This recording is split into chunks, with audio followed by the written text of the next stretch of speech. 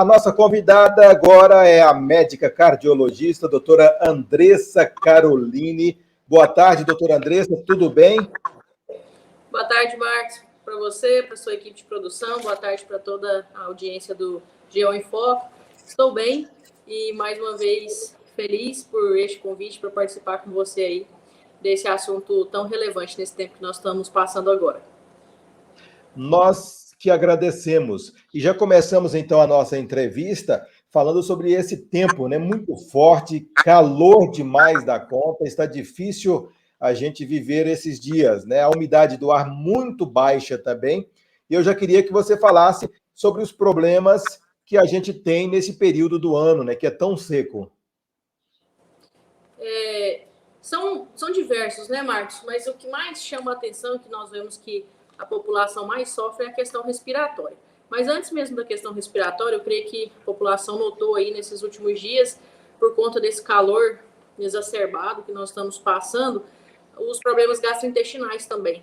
Esse período de calor, o alimento ele se perde com mais, ele deteriora, né, com mais facilidade, ele fica mais colonizado por bactérias.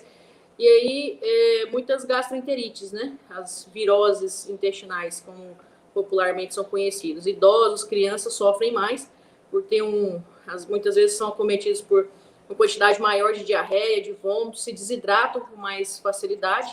Então, esse é um das consequências desse período maior de calor. Então, mais cuidado aí com a conservação dos nossos alimentos, a questão da data de validade, a questão do período que esse alimento ficou ali fora da geladeira, não tão bem acondicionado, tomar cuidado para não ingerir esses alimentos, para evitar aí também as gastroenterites. Mas, de forma geral, o que é mais comum a gente tratar nesse período, principalmente em Goiás, porque no nosso estado, esse período ele é um período de calor, mas ele é um período seco também.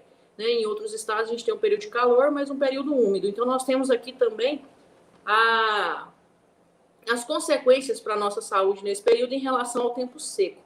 E aí vem toda aquela gama de problemas respiratórios que a gente sabe que piora nesse período.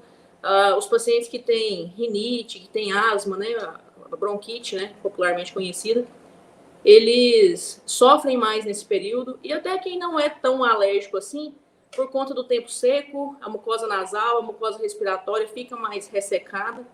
E muitas vezes mais friável também. O que é? Ela fica mais fininha e mais propensa a sangrar. Então, nós temos aí, de forma geral, um aumento da quantidade de sangramentos do nariz, que é o epistaxe, né? Temos ressecamento da mucosa. As pessoas sentem mais aquela dorzinha de garganta, a garganta arranhando, aquele pigarro, e a tosse seca, muitas vezes alérgica, por conta do contato maior. Nesse período, com poeira, com fumaça, as queimadas que acontecem em maior quantidade nesse período. Então, de forma geral, é um tempo tanto seco quanto quente que acarreta problemas diversos, mas especialmente na nossa questão respiratória. Na parte da cardiologia, quem tem pressão alta, por exemplo, ou tem problemas cardíacos em geral, a situação é pior para eles ou não? Então, Goiás, como eu disse, são dois fatores, né? Tanto o tempo seco quanto o calor. Se fosse somente o calor, para quem tem hipertensão, até não seria um agravante, seria até um fator para colaborar no controle da pressão alta. Por quê? O calor, ele dilata, né, os nossos vasos sanguíneos, as nossas artérias, e ele ajudaria, de certa forma, a ter um controle pressórico maior, a pressão não ficar tão alta nesse período, por causa da vasodilatação. Mas, em Goiás, além do calor, nós temos o tempo seco. E, principalmente, nesse tempo seco, a questão de fumaça, de outros poluentes que ficam em maior concentração no ar, né, na atmosfera, e que ficam em alguns períodos do dia em maior concentração, isso aí já causaria um efeito contrário. No caso, esses poluentes eles teriam um potencial para causar aumento da pressão arterial. Então, a gente fica aí nesse meio termo. Os pacientes que ficam mais expostos a esse período de calor poderia ter um benefíciozinho em relação ao controle da pressão, mas, infelizmente, com esse tempo seco, a piora da poluição e dos poluentes no ar acaba agravando essa questão de poder aumentar a pressão arterial desses nossos pacientes. E em relação aos idosos, às crianças e até mesmo às gestantes, quais os cuidados que nós devemos observar e tomar neste período? Os nossos idosos são os que mais sofrem, né? Principalmente, como eu falei, o calor, ele faz essa vasodilatação, ele poderia, em alguns, um controle pressórico, mas naqueles que já estão com a pressão adequada, a pressão poderia até ficar mais baixa do que o que é habitual. E uma pressão mais baixa em idosos pode predispor a ficar mais fraco, ter quedas, né? Cair com mais facilidade, ter alguns acidentes. E idosos, muitos que são hipertensos, usam diuréticos, né, para controle da pressão arterial. E os diuréticos, como a gente sabe, para o controle da pressão arterial, ele faz a gente urinar mais. E aí, nesses idosos, eles têm uma sensibilidade maior, e aí, nesse calor, eles também já têm uma alteração ali de centro de controle da sede, eles não ingerem a quantidade de líquido necessária, né, para fazer esse controle aí, esse balanço nesse período agora de mais calor.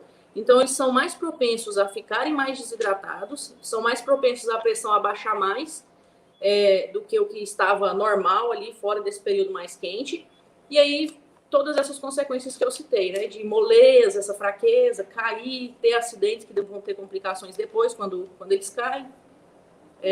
Mas basicamente isso. Então, por isso, principalmente porque eles não têm muito essa regulação em relação à sede, os familiares que cuidam, os familiares que são responsáveis pelo cuidado desses idosos, lembrar eles da quantidade certa de água, oferecer água mais vezes, líquidos, né, mais vezes para esses idosos, para manter uma boa hidratação deles durante esse período. Aí você perguntou Muito bem, também... Sim, não, pode continuar. Basicamente, de crianças e gestantes, é justamente essa questão da hidratação também. Uma boa hidratação, tanto para melhorar ali... porque, de forma geral, se você não bebe a quantidade de líquido, e nesse calor nós estamos transpirando muito mais, você fica com uma quantidade menor de líquido. Aí predispõe essa questão da desidratação, a urina fica mais concentrada, pode desencadear problemas, as cólicas de rins, né, os problemas nefréticos aí. De forma geral, tanto crianças, gestantes, idosos, população de forma geral, se atentar para uma boa hidratação aí nesse período. Estou conversando com a médica cardiologista, a doutora Caroline, a doutora Andressa Caroline, aqui no GO em Foco. Doutora, é a questão do ar-condicionado, né? Com esse calor, se torna uma ferramenta aí importantíssima. É bom ou é ruim? É quase que indispensável para tolerar esse calor, né? A maior parte do tempo, Marcos. Infelizmente, o ar-condicionado ele funciona retirando umidade do ar, para ele resfriar. Resfriar o ambiente, ele tira ali uma quantidade de umidade daquele ar, daquele ambiente. O que a gente pode fazer para amenizar em relação aos problemas respiratórios e o uso do ar-condicionado?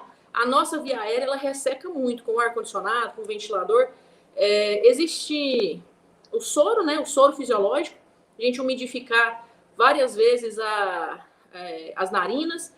Tem o soro fisiológico em gel, que o líquido ele vai lavar as narinas, mas o gel ele fica um período maior, ele umidifica, ele até protege a mucosa nasal em relação a ficar mais fina, mais friável, mais dolorida, evitar os sangramentos.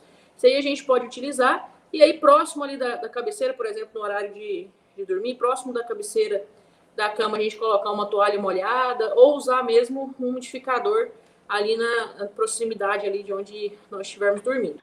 Um cuidado que deve-se ter nesse período são as pessoas que têm crianças, né, em casa, menores de 3, 2 anos aí, porque em relação a usar bacias, baldes com água.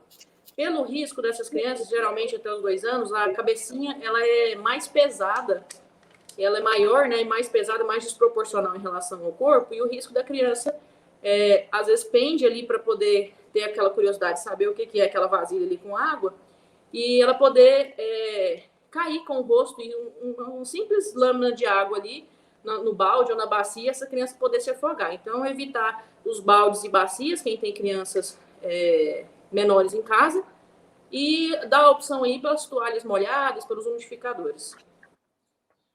Muito bem, para a gente...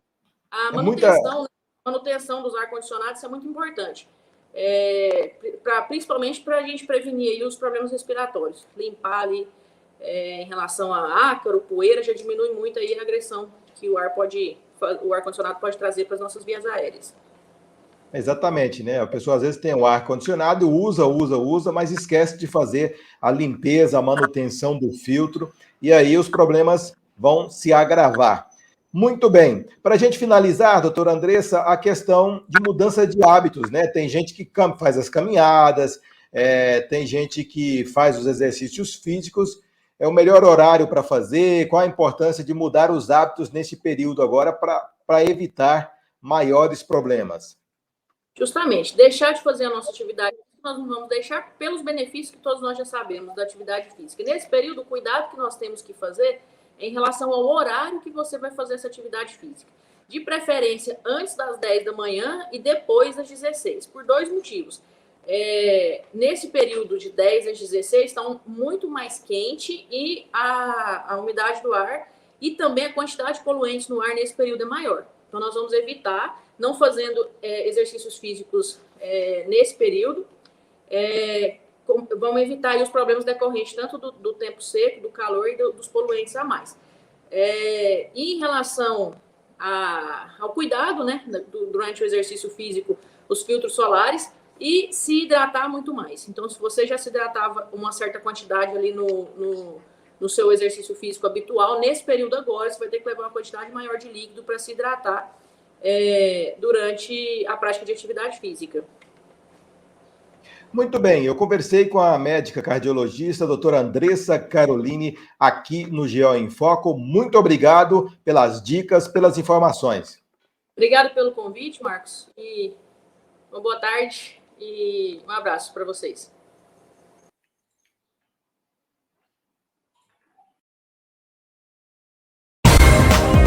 Visite a Camp Pet Atacado e Varejo, em Palmeiras de Goiás. Loja ampla e moderna onde você paga preço de atacado e economiza. Se precisar, parcele suas compras. WhatsApp 64 99675 7324.